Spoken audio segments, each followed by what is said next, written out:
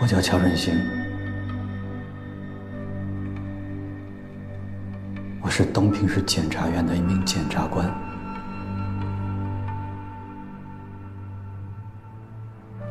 今天是万海案开庭的第一天，我也活不下去了，因为我是万海黑社会性质组织的保护伞。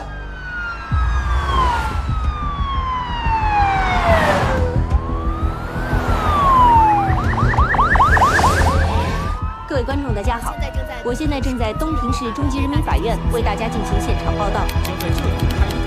今天，万海案将在这里开庭审理。万海通过暴力手段强迫交易，低价强抢东平市物资集散中心。办案机关以此作为突破口，发现万海在东平盘踞10几年来，故意伤害、非法拘禁、挑诈勒索，劣迹斑斑，早已成为一块令东平百姓苦不堪言的社会毒瘤。经过2年多的深挖细查，东平市政法系统一举铲除了这个深藏在相关矿业、货运及娱乐产业背后的犯罪组织。我市出现这样的案件，社会各界都深表关注。我们期望司法机关面对这样的犯罪行为，露头就打，除恶务尽，还人民以正义，还东平一片天朗气清。好的，往哪看？往哪看呢？往下看啊！往里走。好队，后面的都排好队啊！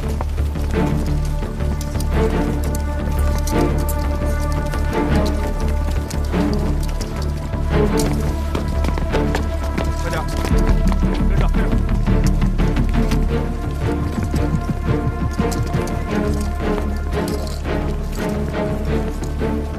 请全体起立。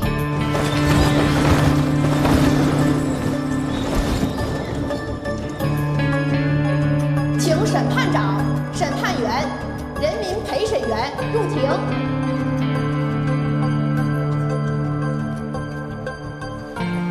全体请坐。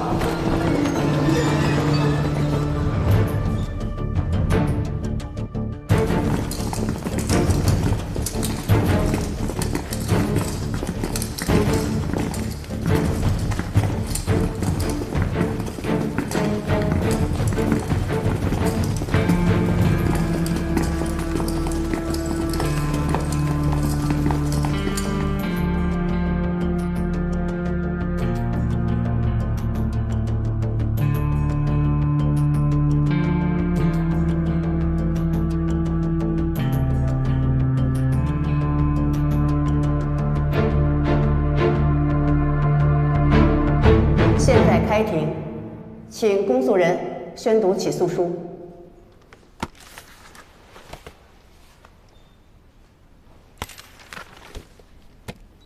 海东省东平市人民检察院以东检刑诉748号起诉书，指控被告人万海及其团伙成员共22人，分别犯组织、领导、参加黑社会性质组织罪、故意伤害罪、强迫交易罪、敲诈勒索罪、聚众斗殴罪、妨害公务罪、开设赌场罪、组织卖淫罪。万海无罪，我们不是黑社会，全都是诬陷，我们是被冤枉的。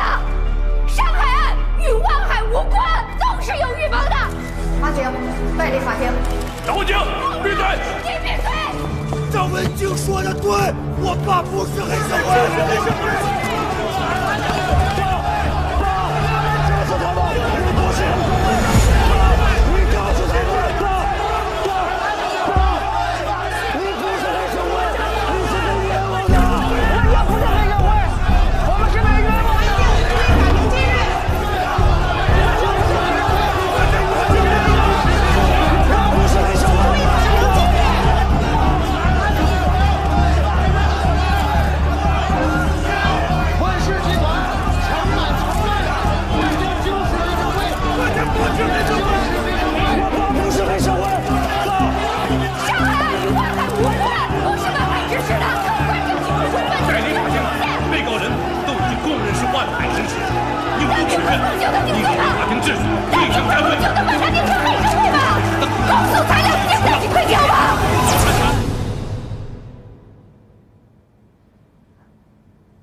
万海在被审判，我在这儿也在被审判。我承认，我拿过万海的钱，答应帮他们洗脱罪名。我对不起党，对不起国家对我的培养。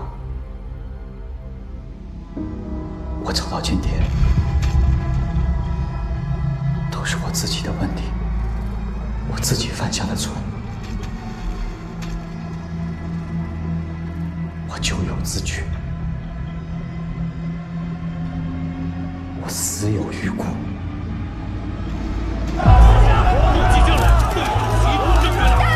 万海都已经定罪了，你是被冤枉的！说，告诉他们，是被冤枉的，被冤枉的，我们是被冤枉的！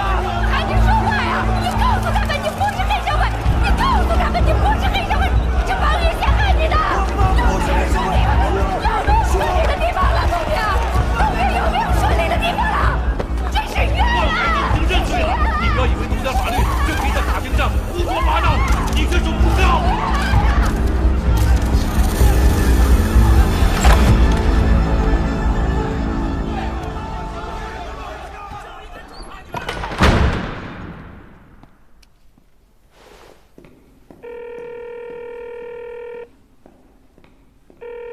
喂，兰书记，我李仁进。有些情况想向您汇报一下。今天开庭出了点问题，具体的情况我一会儿当面向您汇报。现在要特别注意舆情，现场来了很多媒体，我担心会有不好的影响。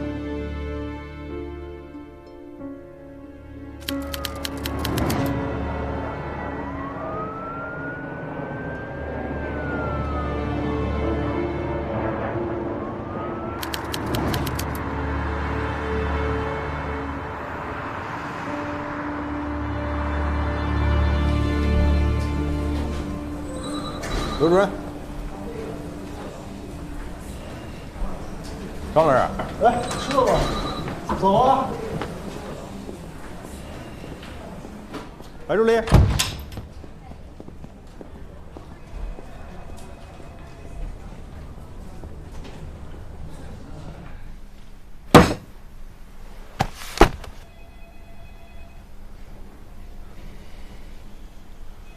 那咱们就正式开始了。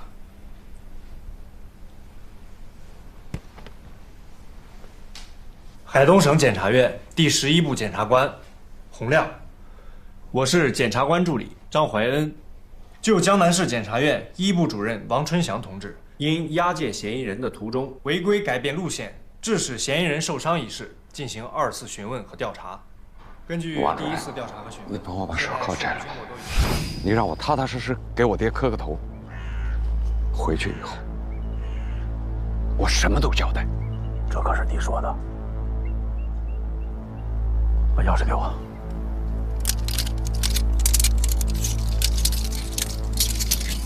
爸，儿子对不起你，儿子给老人家抹黑了，爸。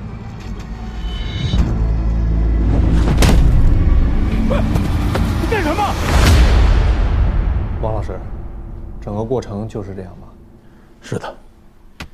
那您再看一遍，是否有遗漏或者错误的地方？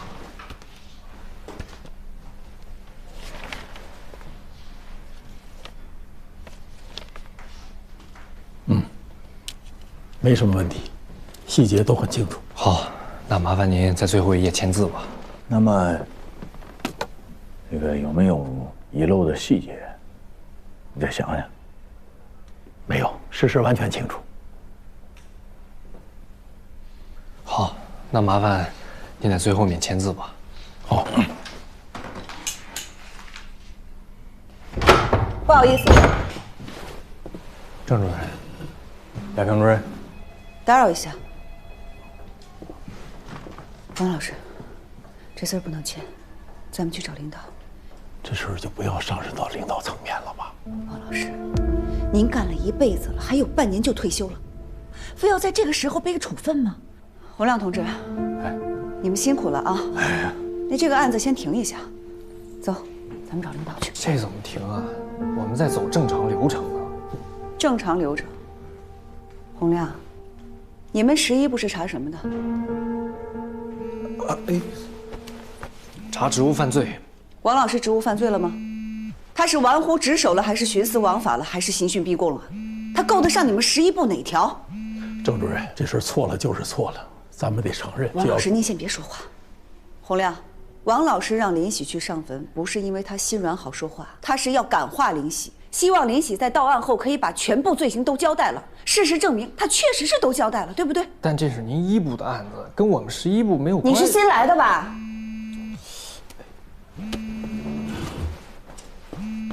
怎么跟主任说话？注意态度。继续。洪亮同志，哎，王老师这属于办案事故，应该是检务督察室管。你出面申请让他们重新查，你们11部不要掺和。再借一步讲吧。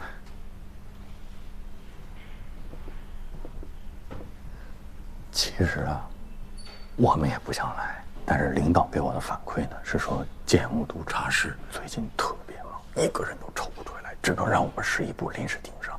我也是没办法。你是没办法，还是不想想办法？检务督察室现在忙，过2天不忙的时候再办呢。你着急这2天让人签字吗？别着急，我甚至还跟孙专委表达另外一层意思。我说，因为春香同志本身是江南师院的，我说这个案子其实完全可以打回到江南师院，让他们自行解决、自行消化。结果我们专委把我一通臭骂，他说：“洪亮，你是不是忘了咱们省院第11部的部门职能了？你怎么想这个问题？”整得我非常尴尬。其实想想呢，领导说的也对，王老师呢，他是从江南师院借调到咱们省院的，而且这个事儿呢，又是出在说给咱们省院办案的过程当中。那你说，您就是办理王老师借调手续的人，我想这个情况您一定比我更了解，你别为难我。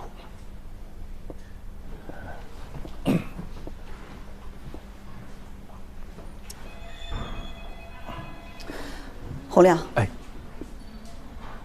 你看啊，咱们办案子讲究天理、国法、人情，你们11部办案讲天理、讲国法，但是你们讲人情吗？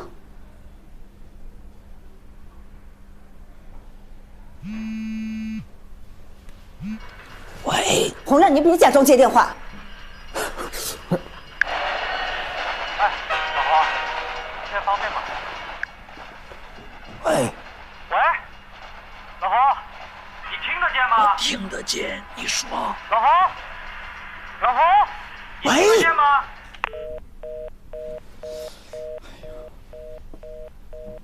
接完了吗？您请说。回答我的问题，你们11部办案子，讲不讲人情？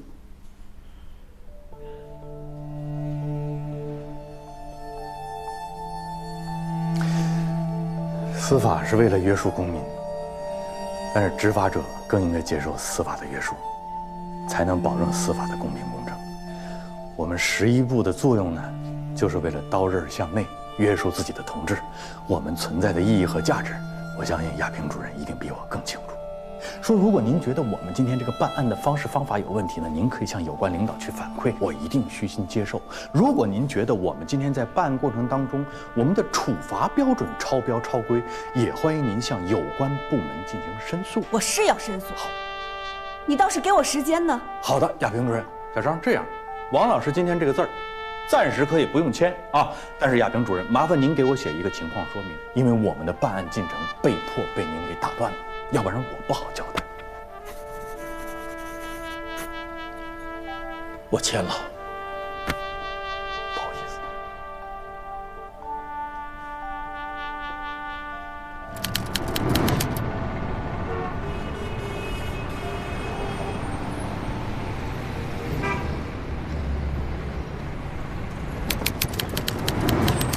今天我们临时开个会，法院那边刘院长还在住院，就温厅长代表了。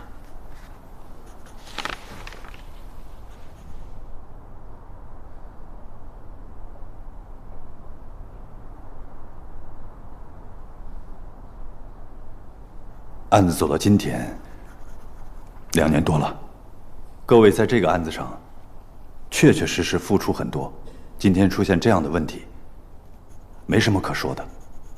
我先检讨，我们审查起诉工作做得不够扎实，我们的公诉团队没有发现张文京的思想状态不稳定，给各兄弟单位添麻烦。打住吧，有的是时间检讨。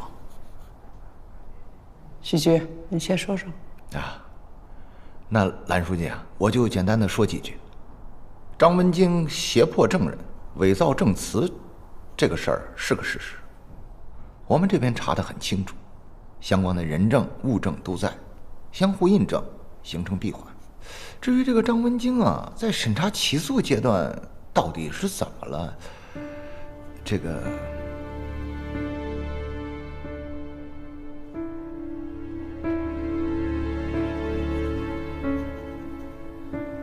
这个案子呢，案情重大。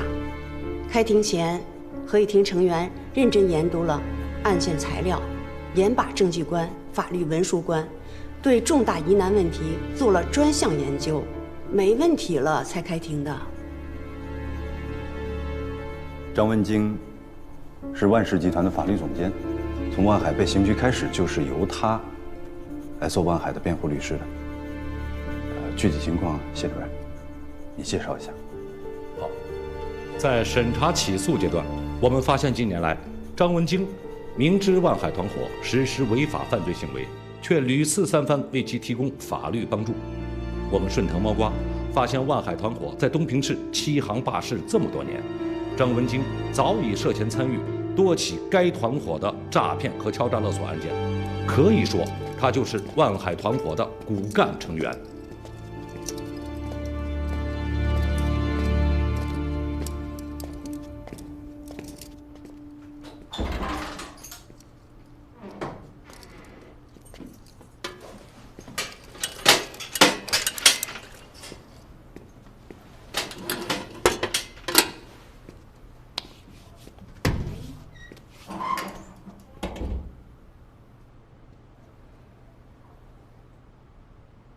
你怎么回事？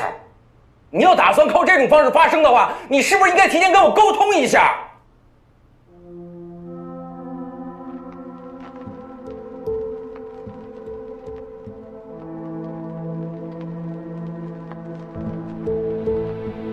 最起码你得让我知道吧，我也好有个准备，效果也能好一点啊。隔墙有耳，这件事儿只能我自己知道。就这一次开口的机会。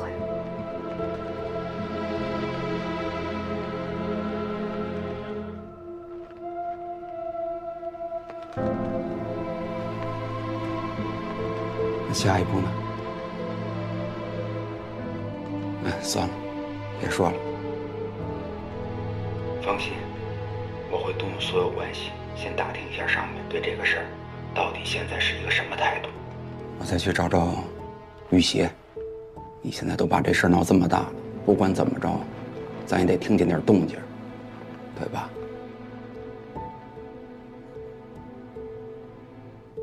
我让你们复盘，你们在这说自己做了多少工作，标榜自己多么辛苦。2年半的时间，你们自己也都看到了，开了庭就是这么一个状况。任俊同志给我打电话，要我注意一下舆情。那请问，这舆情只是注意就可以的吗？你作为东平检察院的代理检察长，你的责任是什么？你的工作重点是什么？不是因为我是从检察口出来的就批评检察口啊。审查起诉是干什么的？不就是为了开庭做准备吗？如果你们的工作做到位、做扎实了，会出现张文京这个状况吗？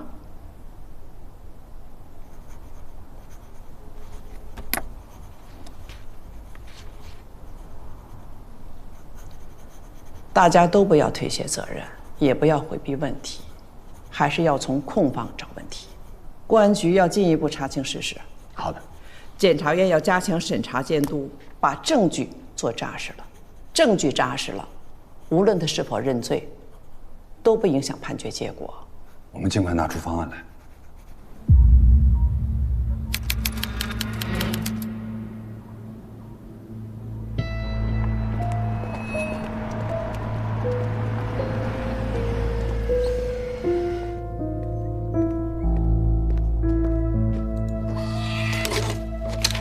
谢谢。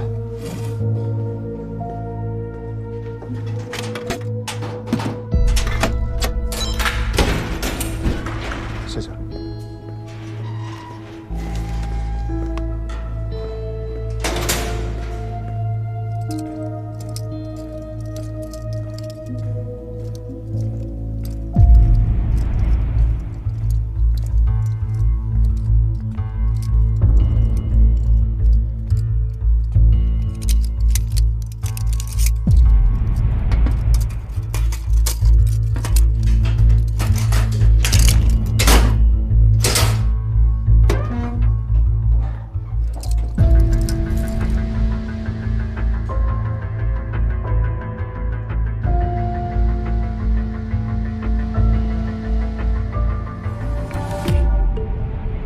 张文京在法庭上说我不是黑社会，你怎么看？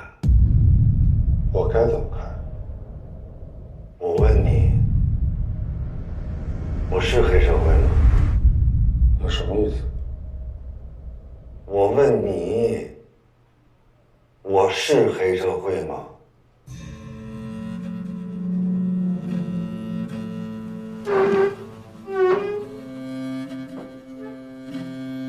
你不是吗？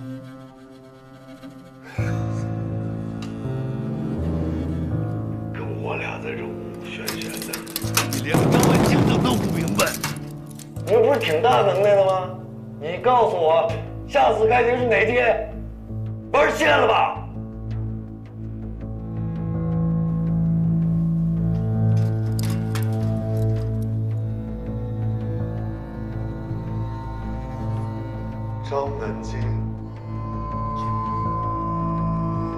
张文京再怎么闹也没有用。他作为黑社会性质组织的骨干成员，这个事实不会改变。我敢肯定，下次开庭会很快。之前向你保证的判决结果、立功减刑，全都会照原计划进行。所以你现在必须相信我。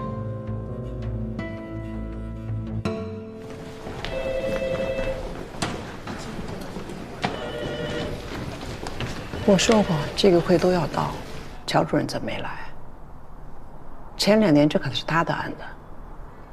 打电话通知了，早上还碰上他了，后来就联系不上了。这就是你带的队伍。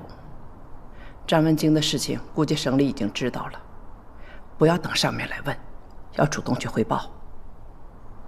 抓紧想想，怎么去说。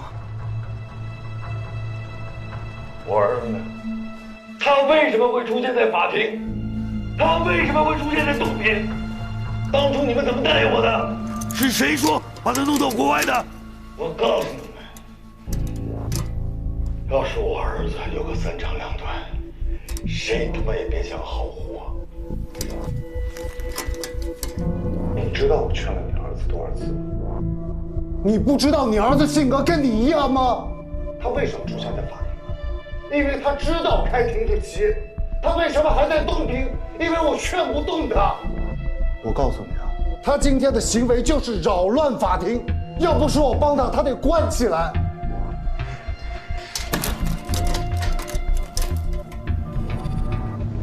把我带句话给他，你告诉他，我在里边一切安好，让他本本分分、平平安安。陈子健大律师答应我，让我早日服刑，立功减刑，我们早日相聚。我说清楚没有？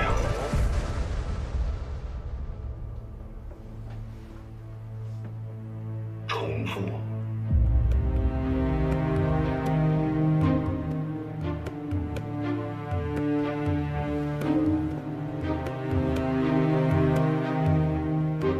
你爹让我告诉你，他在里面一切安好，他让你在外面平平安安、本本分分。程大律师答应他了，你爹会早日服刑、早日减刑、早日团聚。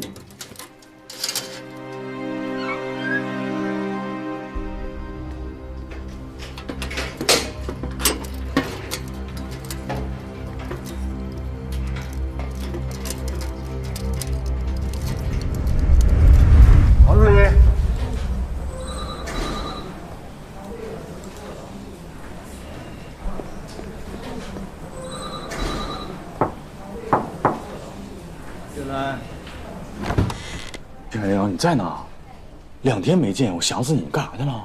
我去哪儿还要跟你汇报一下呗。任务圆满完成，王春祥的案子还顺利吗？异常顺利。那你忙去吧，还在这儿干嘛呢？忙啥呀？没有工作了，该交接都交接完了。催着我给你办离职手续呢吧？咱俩上海籍这么多年，您最了解我。我是那种势利的人吗？就是这个离职报告，你这辈子不批怎么了？你还是我的好领导，还是我的好朋友。离职手续我已经递交上去了。张检刚刚来咱们这儿，那么多事够他忙的，再等等。你这是好朋友说的话吗？那该怎么说呀？我到张检那儿给你督办一下。你干啥呀？你别挤兑我，你明知道我着急要走吗？你别给我穿小鞋。洪亮，着急脱这身衣裳，无非有2种情况：一种是躺平不作为，理想信念丧失，对检查工作失去热情。你是这种人吗？我肯定不是。第2种是有污点，屁股不干净。我屁股最干净了，不干净人能到你11部来干活吗？你可以查我祖宗8辈，肯定根红苗正啊！我全院最干净的了。所以吧，我们11部都是好样的，而且识大体、顾大局，对不对？哎，您给我一点假，然后我呢，先把媳妇儿安抚住。几天？怎么的不得1个月啊？不是，就是20天也可以，15天最低底线，真的1天都不能少了。你看啊，我过去得现租房子，孩子学校我得现联系，后边那个单位那个老板我得现约着人吃个饭，人大老板人随随便便能出来吗？这都我本人去了，然后时间都不固定，你假期你不富裕点吗？7天，包括法定假日。你是学法的吗？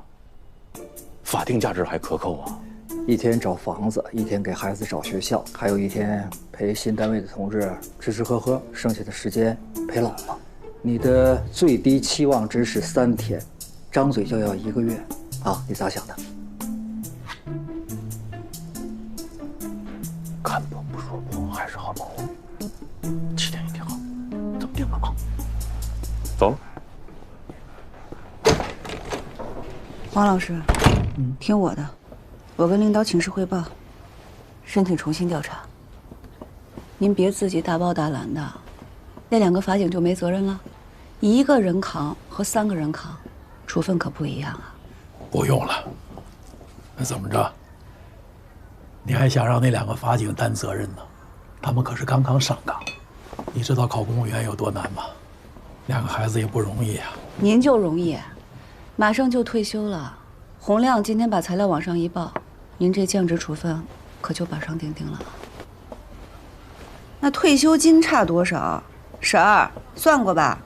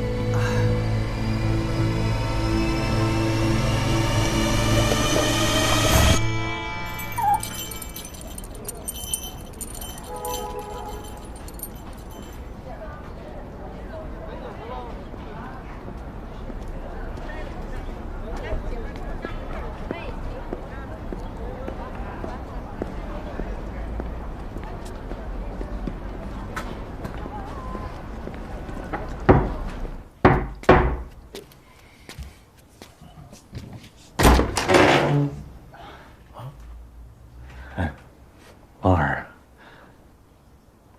你怎么摸到这儿来了？问的，给您买了几瓶酒。那进来吧。哎，来，哎，老婆子，哎，来客人了。大姨在家呢。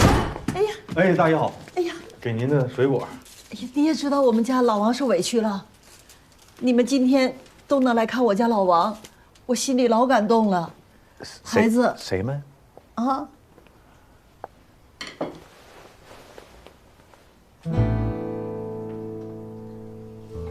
我忽然想起来，家里边有个会，我去看。哎，别走啊！不是我单位。既然来了，就别走了啊！来吧，快来，留下吃饭。饭都好了。快来！曾主任也在啊。赶得早不如赶得巧。来，是。来，你就坐这儿。这样，别来坐着，我去拿碗筷啊。哎呀，多巧啊！哎呦，这酒不错呀，酱香。今天咱们就喝这个啊。好，来，酒杯来了。哎，这酒是从老丈人那儿拿的，还是自己花钱买的呀？肯定我自己花钱买的。你老丈人是卖酒的呀？啊，他老丈人是我们以前的老领导。啊，领导啊！也快退了，现在在省政协。那也是领导。哎，你不热呀？哎呀，大衣脱了。对。来挺巧啊，赶饭点儿。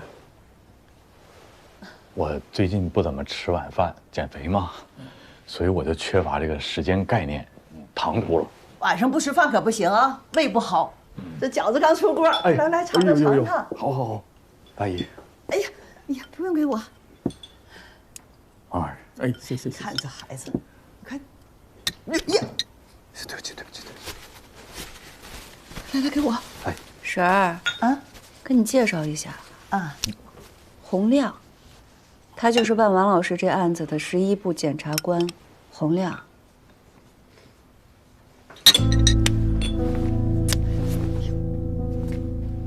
哎呀，来，李婶儿再炒2个菜啊！炒什么炒？家里没菜。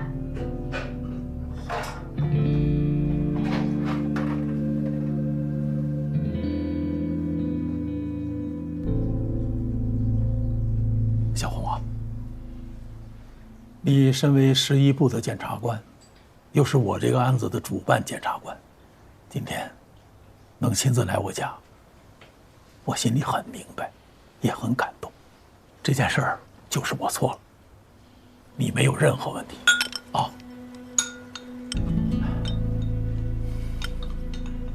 这段时间跟着亚平主任，也学到了不少的东西。亚平可是优秀的检察官，对，所以我希望你们以后能成为好朋友。肯定啊，但最好不是业务往来那种。不能，人家马上要走了。我听说，你是因为没当上副主任才走的。跟我说跟官儿迷似的。我是，不，您这个主任是实至名归，您是我学习的榜样。你哪年来的？我是120，比我大是吧？啊，这把岁数了，怎么连个副主任？洪亮，哎，你带来这个酒，不错，来，咱俩喝一个。哎，好。哎呀，来，敬您，谢谢。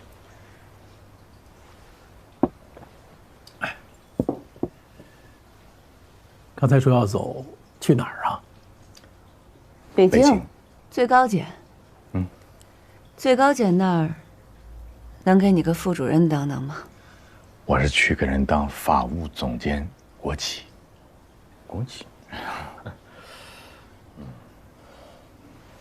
脱衣服。小红，你都已经到了3级高了，真舍得脱这身衣服吗？对自己人都能下得去狠手，有什么舍不舍的？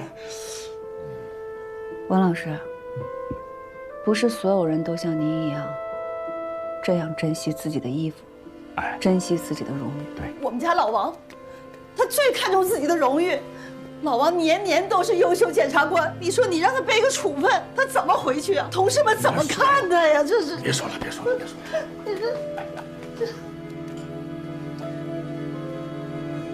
主任，韩毅，吃饭啊。你早上吃。趁热吃啊。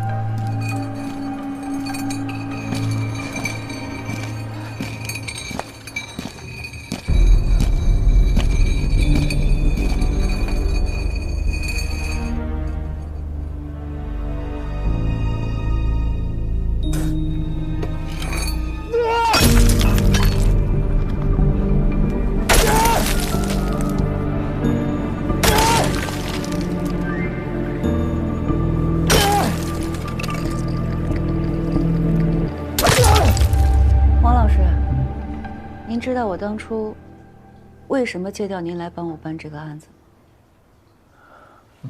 我第一次见您的时候是在优秀检察官表彰大会上，我看到您这么些年，大大小小办了2183起案子，没有一次疏漏。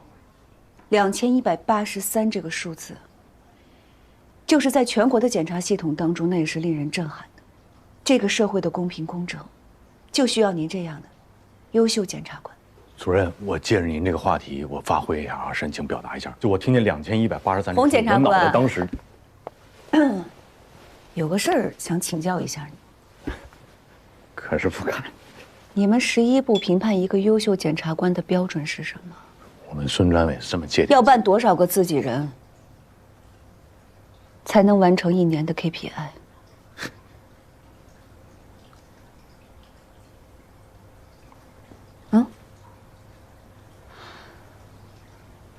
我格局小了。这么说，你们得办什么样的案子才能立功？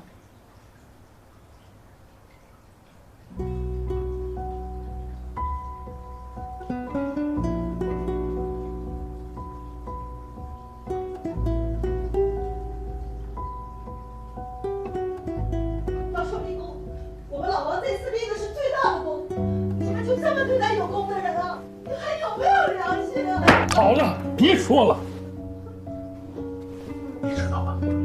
如果这个林喜真的死了，我这个家都回不来，这顿饺子我都吃不成。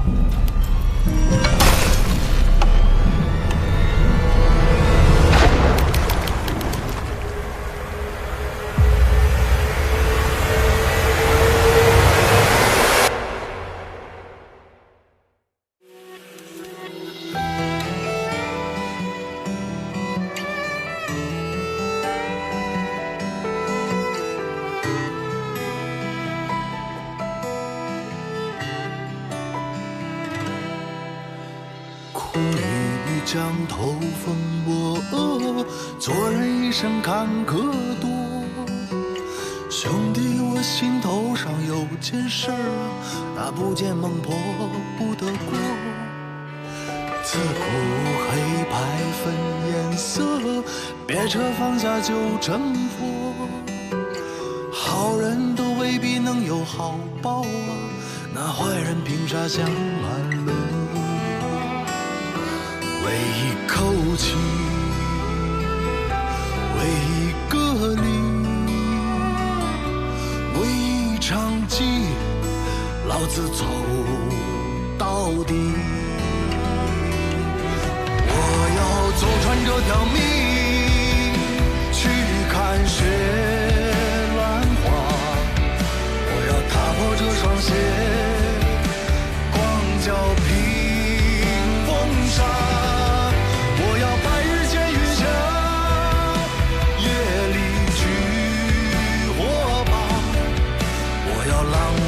乾坤下，世事有王法。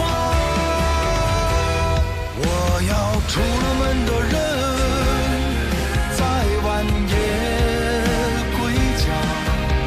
我要天上落的云，又回到天上。我要吃着一口饭，守着一夜荒。我要这人间所有道都在青天下，我要造个镜的人兜里有盐巴，要让那亏过心的鬼目中有王法。